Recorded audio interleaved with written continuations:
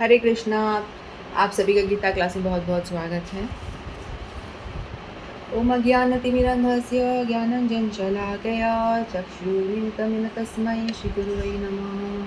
गुरुवे गौरचन्द्राय राधिकायै स्तार्तकालये कृष्णाय कृष्णभक्ताय तद्भक्ताय नमो नमः।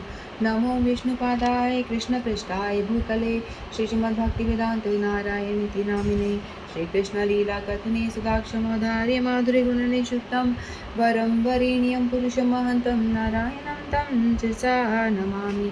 श्रीचैतन्यमनोभीष्टं स्थापितं येन भूतले स्वयं मह्यं ददाति स्वपदान्तिकम्। आजानुलम्बितभुजकनकावदातो सङ्कीर्तनकपित्रो कमलायताक्षो विशम्भरो दिग्वरो युगधरं पालो वन्दे जगत्प्रियकरो करुणावतारो। नमो महावदन्याय कृष्णप्रेमप्रदायते कृष्णाय कृष्णचैतन्यनाम्ने गौरविषे नमः। हे कृष्ण करुणा सिंधो दीनबंधो जगत्पते गोपेशा गोपिका कांत राधाकांतो नमस्तुते। तत्कांचन गौरांगी राधे वृंदावनेश्वरी वृषभानुसुते देवी प्रणमामि हरिप्रिये। वाञ्छाकल्पतरुभ्यश्च कृपा सिन्धुभ्येव च पतितानां पावनेभ्यो वैष्णवेभ्यो नमो नमः। हरे कृष्ण कृष्ण कृष्ण हरे हरे, हरे राम राम राम हरे हरे। हरे कृष्ण कृष्ण कृष्ण हरे हरे, हरे राम राम राम हरे हरे। जय जय श्री राधे, जय जय श्री राधे श्याम। हरे कृष्णा, राधे राधे। तो हम सभी श्रीमद् भगवद गीता का अध्ययन कर रहे हैं। तो हमने प्रथम और द्वितीय अध्याय पूरा कर लिया है। आज हम तृतीय अध्याय के 6th श्लोक से लेंगे। हम कर्मेन्द्रियाणि संयम्य न आस्ते मनसा स्मरण इंद्रियार्थान् विमूढात्मा मिथ्याचारः च उच्यते। तो भगवान अर्जुन के प्रश्नों का उत्तर दे रहे हैं। अर्जुन को भ्रम हुआ था तीसरे अध्याय में, पहले दूसरे अध्याय में जब भगवान ने अलग अलग योगों के विषय में बताया, तो अर्जुन भगवान से पूछते हैं कि आप मुझे बताओ, या तो मैं संन्यास ले लूँ, सब छोड़ छाड़ के चला जाऊँ, या मैं ज्ञान अर्जन करूँ, बुद्धि योग करूँ, यानी ज्ञान के विषय में पढ़ूँ, संन्यास करूँ या वर्क अपना काम करूँ, कर्म करूँ। तो भगवान उनको बता रहे हैं कि आपको कर्म करना श्रेष्ठ है, ये भगवान ने बताया। तो भगवान कह रहे हैं, जो इंद्रियों को वश में तो करता है, किंतु जिसका मन इंद्रिय विषयों का चिंतन करता रहता है, वह निश्चित रूप से स्वयं को धोखा देता है और मिथ्याचारी कहलाता है। तो भगवान यहाँ बता रहे हैं, श्री भगवान कहते हैं, ऐसे अनेक मिथ्याचारी व्यक्ति होते हैं जो कृष्ण भावना वृत्ति में कार्य तो नहीं करते, किंतु ध्यान का दिखावा करते हैं, जबकि वास्तव में वे मन में इंद्रिय भोग का चिंतन करते रहते हैं। ऐसे लोग अपने अबोध शिष्यों को बहकाने के लिए शुष्क दर्शन के विषय में भी व्याख्यान दे सकते हैं, किंतु इस श्लोक के अनुसार वे सबसे बड़े धूर्त हैं। इंद्रिय सुख के लिए किसी भी आश्रम में रहकर कर्म किया जा सकता है, किंतु यदि उस विशिष्ट पद का उपयोग विधि विधानों के पालन में किया जाए तो व्यक्ति की क्रमशः आत्मशुद्धि हो सकती है। तो भगवान यहाँ अर्जुन को समझाने का प्रयत्न कर रहे हैं कि आपको, जैसे कुछ लोग होते हैं ना, जो अपना सब काम धाम छोड़ करके, अर्जुन भी यही चाह रहे थे कि मैं अपना सब छोड़ देता हूँ और ज्ञान अर्जित करता हूँ और ग्रंथों का अध्ययन करता हूँ, जंगल चला जाता हूँ और वहाँ जा कर के ज्ञान की वृद्धि करता हूँ, काम धाम छोड़ देता हूँ। लेकिन भगवान ने बताया कि ऐसा करना श्रेष्ठकर नहीं है, तो ये गलत है। तो भगवान बता रहे हैं कि आप उस दम्भी साधु की तरह आप ना करें कि जो हमें ऐसा एक्टिंग तो ऐसे करते हैं कि वो उन्होंने अपनी इंद्रियों को वश में कर रखा है, आँखों को कंट्रोल कर रखा है, कुछ नहीं देख रहे हैं, और अपना और चोला ऐसे धारण करा हुआ जैसे कि साधु सफरन क्लॉथ पहनते हैं ना, उस तरह का उन्होंने चोला पहन रखा है, साधु जैसा वेश बना रखा है, तिलक धारण कर रखा, 12 तिलक लगा रखा है और चोटी बना रखी है। मतलब बिल्कुल जैसे लग रहा है कि बिल्कुल कि वो साधु हैं, दिखने में तो ऐसा लग रहा है, और उनको देख कर के बहुत सारे लोग उनके बहकावे में आ जाते हैं। उनके ऊपरी एक्सटर्नल जो लुक होता है उसको देख कर के बहुत सारे लोग उन पे आकर्षित होते हैं कि अरे वाह, ये एक ध्यान मुद्रा में बैठे हैं, साधु हैं, और कितने बड़े साधु लगते हैं। ऐसे देखने से लगता है कि बहुत बड़े साधु हैं वो, और बड़ा कर रहे हैं, चिंतन कर रहे हैं, डूबे हैं, ध्यान मगन होकर के साधना में लीन हैं। लेकिन होता ऐसा नहीं है। अंदर से वो एक्सटर्नली वो दिख रहे हैं कि बहुत बड़े साधु हैं, लेकिन इंटरनली जो वो अंदर से वो अपने इंद्रिय भोगों के बारे में सोचते रहते हैं। अंदर से वो बिल्कुल भी पवित्र नहीं है और बिल्कुल भी भोगों में लिप्त रहते हैं। इंद्रियां उनकी इंटरनली अटैच्ड हैं, इंद्रिय भोगों से वो पूरी तरह से अटैच्ड हैं। तो भगवान यहाँ बता रहे हैं कि वो एक फेक सन्यासी हैं, वो दम्भी है, सबसे बड़े धूर्त हैं जो लोगों को बहका रहे हैं। तो ऐसा बिल्कुल भी श्रेष्ठ कर नहीं है, ऐसा नहीं करना चाहिए। तो भगवान उनको कह रहे हैं कि अपना कर्म करना ज़्यादा श्रेष्ठ कर है, क्योंकि हम कर्म करे बिना तो रह ही नहीं सकते ना। हर व्यक्ति है जो अपने आत्मा जो उसकी है ट्रैवल करती है, अपने सूक्ष्म शरीर के साथ में ट्रैवल करती है। मन, बुद्धि, अहंकार, चित्त, ये जो सूक्ष्म शरीर है वो हमारे साथ में ट्रैवल करता है। जो हमारा स्थूल शरीर है वो हमारी मृत्यु होने पर वो ख़त्म हो जाता है, तो उसको जला दिया जाता है। लेकिन जो सूक्ष्म शरीर है उसका नाश कभी नहीं होता है, वो एक शरीर से दूसरे शरीर में ट्रैवल करता रहता है। तो वो अपने जो थ्री मोड है ना, हमारे 3 मोड ऑफ मटीरियल नेचर होता है, जिसको हम कहते हैं सत्व गुण, तमोगुण और राजसी गुण। जो 3 तरह के गुण होते हैं, हम सभी अपने अपने तीनों गुणों में रह कर के अपना काम करते हैं। जो सत्व गुण में रहते हैं वो सात्विक कार्य करते हैं, वो मतलब शास्त्रीय विधि विधान के अनुसार कुछ कार्य करते हैं, लोगों को खुश करने के लिए, लोग पुण्य एकत्रित करने के लिए वो कार्य किए जाते हैं। और तामसिक लोग होते हैं, जो तमोगुणी व्यक्ति होते हैं, वो ज़्यादातर सोना पसंद करते हैं, सोते रहते हैं और आलस्य में रहते हैं, निद्रा में, मतलब सब काम तमोगुणी होता है उनका। खाना भी है तो वो सड़ा बला खा लेंगे, कई दिन का पड़ा हुआ था वही वो खा लेते हैं। लेकिन जो सात्विक लोग होते हैं वो जल्दी उठेंगे, भगवान की पूजा पाठ करेंगे, स्नान करेंगे, ब्रह्म मुहूर्त में उठ के स्नान करेंगे, पूजा पाठ करेंगे, मतलब शास्त्रों की विधि विधान के अनुसार अपना कर्म वो ठीक से करेंगे, जो जैसे हमें करना चाहिए उस तरह से वो कर्म करेंगे। लेकिन तमोगुणी जो लोग होते हैं बिल्कुल विपरीत करते हैं। और एक राजसिक गुण वाले लोग होते हैं, उनको सिर्फ होता है कि मुझे मटीरियली अटैच्ड रहते हैं। वो अपनी बॉडीली जो बॉडी से जो रिलेशन में होता है ना, उसको वो उस पर वो लोग कंसंट्रेट करते हैं कि कैसे मैं बहुत भोग लूँ, किस तरह से अपने व्यापार को बढ़ा लूँ, कैसे मटेरियल ज़िंदगी में बहुत ग्रो कर लूँ, इस तरह से उनका रहता है।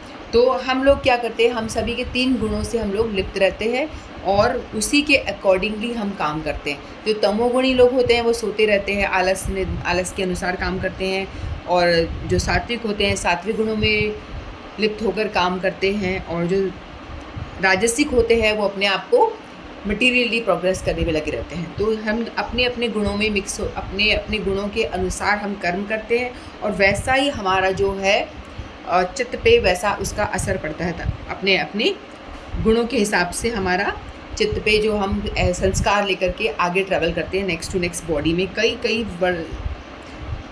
सालों, मतलब वर्षों से हम अपने ट्रैवल कर रहे हैं, करोड़ों जन्मों हमने जन्म ले लिए हैं, और अपने मोड को लेकर के हम अपने गुणों को लेकर ट्रैवल करते हैं। यदि कोई तमोगुणी व्यक्ति है, ऊपर से चोला पहन ले कि मैं बहुत बड़ा साधु बन जाऊं, तो वो बन नहीं सकता, क्योंकि उसका जो गुण है वो डिफरेंट है, क्योंकि वो तमोगुणी है, तो वो सन्यासी बन नहीं सकता इस तरह से। लेकिन आजकल हम देखते हैं कि बहुत सारे लोग ऐसा चोला पहन लेते हैं साधु का, और लगता है कि वो साधु ही है बिल्कुल, लेकिन वो होते अंदर से बिल्कुल भी अपोजिट है। वो हमेशा इंद्रिय भोग के विषय में सोचते रहते हैं। ऊपर से उनको लगता है अरे चलो ठीक है, मेरे बहुत सारे फॉलोवर्स हो गए, बहुत सारे लोग मुझे सुनते हैं, और उनको लग रहा है कि मैं साधु हूँ, तो क्यों ना मैं साधु की तरह ऐसा ढोंग करता रहूँ और पैसा लोगों से लेता रहूँ, और एक तरह से उनका व्यापार हो जाता है। वो ऐसे टीवी पे भी बहुत सारे लोग आते हैं जो पैसा लेते हैं और कथा करते हैं, तो ये सही नहीं है। तो ऐसा नहीं होना चाहिए। जो सचमुच में स्वाभाविक तौर पे जिसमें साधु की वृत्ति होती है वही साधु होता है। तो हम कैसे पहचानेंगे कि कौन साधु और कौन नहीं है? हम तो देख कर के किसी के भारी पहनावे को देख के हम पहचान ही नहीं सकते ना, बहुत डिफ़िकल्ट है। तो वो यदि हम भगवत गीता पढ़ेंगे, जिस उसमें बताया होगा, जो साधु होगा वही काम करेगा जो वो कहेगा, दूसरों को जो बोलेगा वो पहले खुद करेगा। यदि वो कह रहा है कि हरि नाम करो, आपको 16 राउंड्स करने हैं, तो आप देखें क्या वो कर रहा है, वो भी कर रहा है। अगर वो कह रहा है कि वो कहते हैं कि मीट मांस नहीं खाना है, आपको सात्विक भोजन का सेवन करना है, तो हम देखेंगे क्या वो जो कह रहे हैं वो स्वयं कर रहे हैं कि नहीं कर रहे हैं। इस तरह से हम एक साधु को जज करते हैं। ऐसा भगवत गीता में बताया हुआ है कि साधु जो कहेगा वो पहले खुद पालन करेगा, तभी हम उसी को हमें फॉलो करना चाहिए। हम साधु को बनाने से पहले, गुरु बनाने से पहले हमें परख लेना चाहिए क्या वो उस चीज़ को फॉलो करता है कि नहीं करता है। तो इस तरह से हम एक साधु को पहचान सकते हैं, अन्यथा हम पहचानना हमारा बहुत मुश्किल है। हम लोगों को सेंसेस मिली हैं तो वो कुछ ना कुछ तो काम करेंगी, उसको कंट्रोल स्वाभाविक तौर पे होना चाहिए। ऐसा नहीं कि दंभ के तौर पे हम उसको दबाएं और कृत्रिम रूप पे उस पर हम कंट्रोल करने की कोशिश करें। एक्सटर्नली तो लगेगा कि इसने बड़ा कंट्रोल किया हुआ, लेकिन मेडिटेशन कर रहा है बहुत ज़्यादा, और लेकिन वो हमेशा अंदर से इंद्रिय भोग के विषय में सोचता रहेगा और वो उसमें लिप्त रहेगा।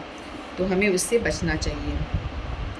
हमारे पास सेंसेस है, हमें पता है, हमने बार बार हम जिक्र करते हैं कि 5 वर्किंग सेंस है, 5 हमारी जो है ज्ञानेंद्रियाँ हैं, सेंस ऑर्गन्स है, जिससे कि हम संसार को विषय में जानते हैं। तो सेंस ऑर्गन यदि हमें मिले हैं तो उसको हमें सेंस, हम उसको कहीं ना कहीं तो लगाएंगे ना। हमें इंद्रिय भोग तो करने के लिए मिले हैं तो हम उसका भोग करेंगे, लेकिन हमें शास्त्र ये नहीं कहते कि आप इंद्रियों को पूरी तरह से कंट्रोल करके आप एकदम विरक्त हो जाओ, क्योंकि भगवान ने दिए हैं हमको जो चीज़, तो उसका उपयोग भी हमें करना ही है।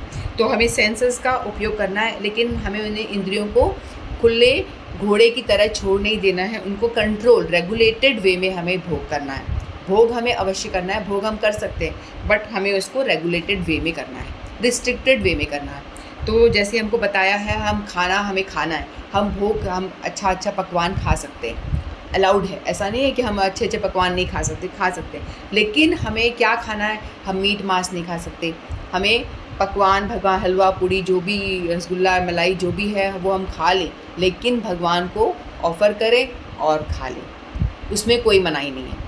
लेकिन मनाही इसमें है कि आप मीट मांस ना खाएं, उसमें आप अपने आप को रेगुलेट करें, ठीक है। और आपको सेंस ग्रेटिफिकेशन में आपको संभोग करना है तो आप अपनी स्त्री के साथ, अपनी वाइफ धर्म पत्नी के साथ में अलाउड है, इधर उधर नहीं।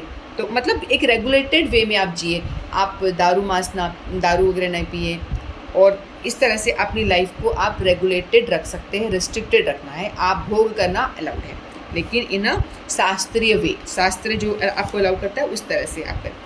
तो सेंसेस हैं, तो सेंसेस को कंट्रोल करने का तरीका ये है कि आप धर्म अपने गृहस्थ जीवन में रह करके भगवान की भक्ति करते हुए अपने सेंस को धीरे धीरे कंट्रोल में करें।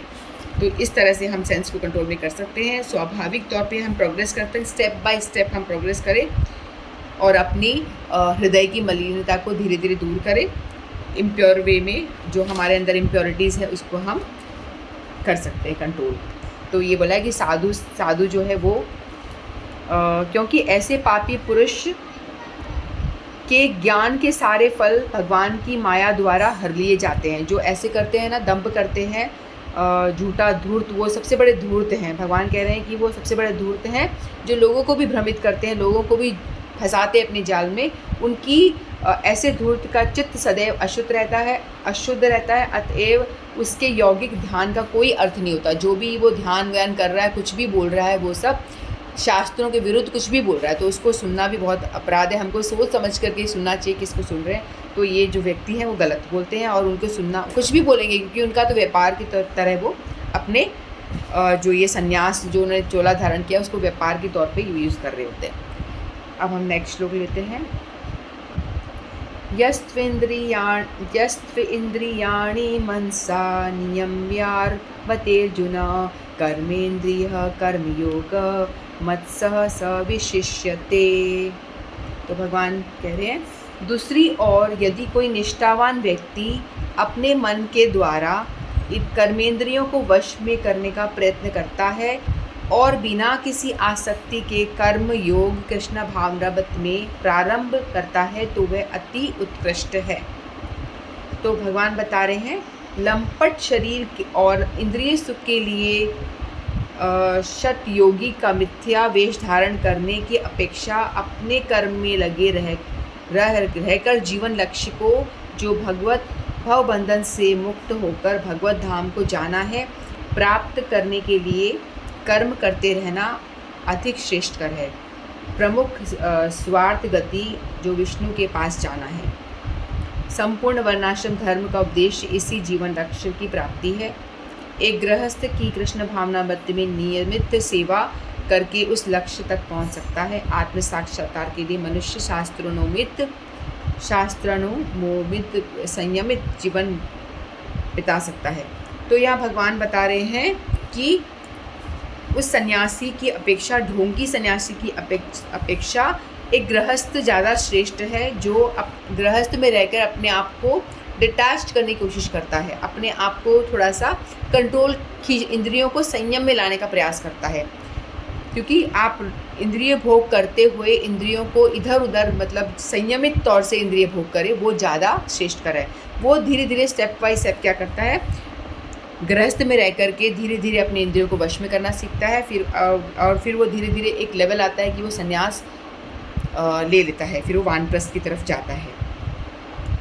तो भगवान बता रहे हैं कि कर्म योग करें, अपनी इंद्रियों को कर्म में लगाओ और धीरे धीरे अटैचमेंट्स भोग करते करते डिटैच करना है। कर्म करते हुए हमारे जो लाइफ का पर्पस है वो क्या है कि हमें भगवान को पाना है, भगवत धाम वापस जाना है और ये जन्म मृत्यु के चक्कर से अपने आप को छुड़ाना है। ये हमारा मेन एम है, ये मनुष्य जीवन का मेन एम है। जन्म मृत्यु जरा व्याधि जिसके हम चक्कर में फंसे हुए हैं हम सभी। हम बार बार जन्म लेते हैं और बार बार हमें जन्म लेना पड़ता है, बार बार हमें व्याधियाँ आती हैं, बार बार हम मरते हैं, हम बूढ़े होते हैं। जो सबसे बड़ा जो हमारा कष्ट है जिसको हम जानते नहीं हैं, हमें इसके बारे में, इसके सोल्यूशन के बारे में हम बिल्कुल भी नहीं सोचते, लेकिन हम हमेशा खुश होते रहते हैं, बर्थडे मना रहे हैं, हम बार बार जन्म ले रहे हैं, बर्थडे मना रहे हैं और बहुत सारे आनंद कर रहे हैं, लेकिन जो हमारा मेन पर्पस है उसको सॉल्व करने के विषय में हम नहीं सोचते। जन्म मृत्यु जरा व्याधि, इससे हमें बचने का प्रयास करना चाहिए और बार बार हमें क्यों जन्म लेना पड़ रहा है इसके विषय में हमें सोचना चाहिए। Ultimate goal of human form क्या है, वो यही है। भगवान ने इसको आगे बढ़ने के लिए वर्ण और आश्रम, ये दो तरह के प्रोसेस बताए हैं, जिससे हम आराम से धीरे धीरे अब गृहस्थ आश्रमों में रह कर के भी हम स्टेप बाय स्टेप अपने आप को प्रोग्रेस कर सकते हैं। जैसे हमारे को पता है 4 वर्ण होते हैं, ब्राह्मण, क्षत्रिय, वैश्य और शूद्र। ब्राह्मण जो मस्तिष्क से रिलेटेड जहाँ पे वो काम करते हैं, क्षत्रिय जो एडमिनिस्ट्रेशन का काम करते हैं, वैश्य बिजनेस चलाते हैं और शूद्र जो होते हैं वो लेबर क्लास वाला, निम्न जो होता है वो काम करते हैं। क्योंकि हर व्यक्ति का स्वभाव अलग अलग होता है, अपने गुणों के हिसाब से वो अपने आश्रम में रह कर के काम करता है। पहले करते थे, आजकल भी वैसे ही करना चाहिए। फिर आश्रम होते हैं, 4 होते हैं। एक होता है ब्रह्मचारी आश्रम, गृहस्थ आश्रम, वानप्रस्थ आश्रम और संन्यास आश्रम।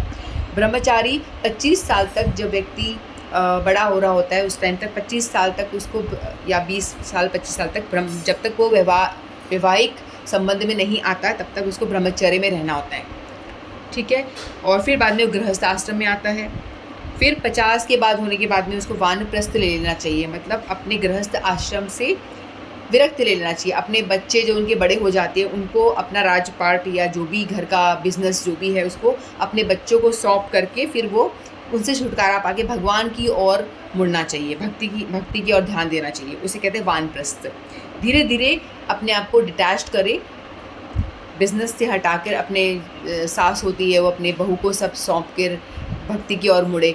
फिर बाद में धीरे धीरे वो संन्यास में चला जाता है, बिल्कुल सन्यासी की तरह अपना जीवन जिए, फिर बाद में वो अपना शरीर त्याग दे। तो ये भगवान ने एक बड़ा अच्छा शास्त्रों के वैदिक ग्रंथों में ये इसके बारे में मेंशन किया हुआ है, वर्ण और आश्रम, जिसको फॉलो करना चाहिए, जो हमें बहुत हेल्प करता है कि कैसे हम स्टेप बाय स्टेप प्रोग्रेस करके हम भगवान की ओर बढ़े।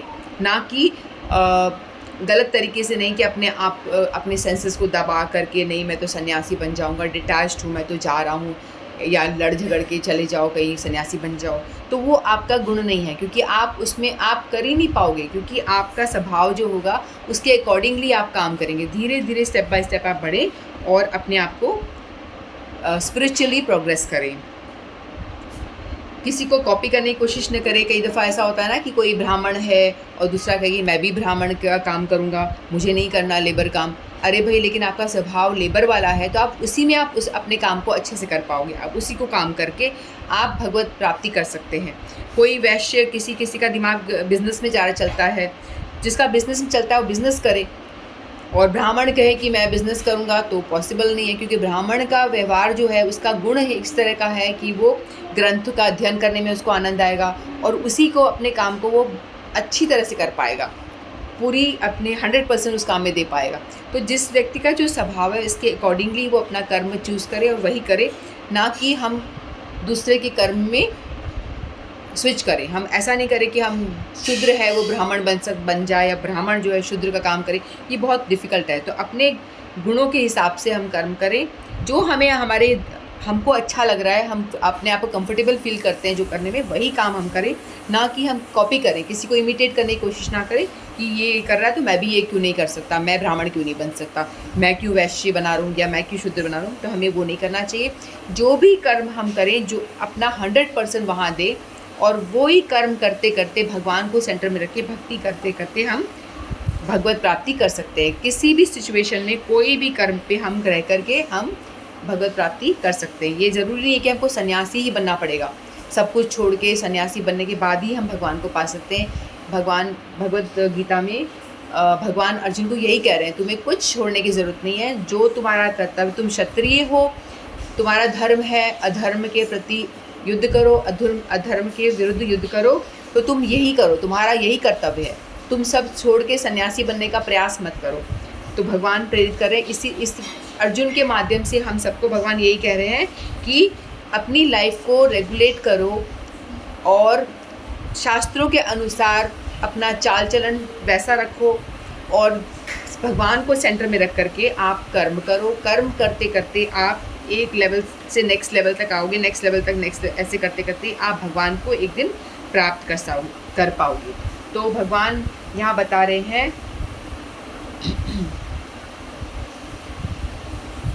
कि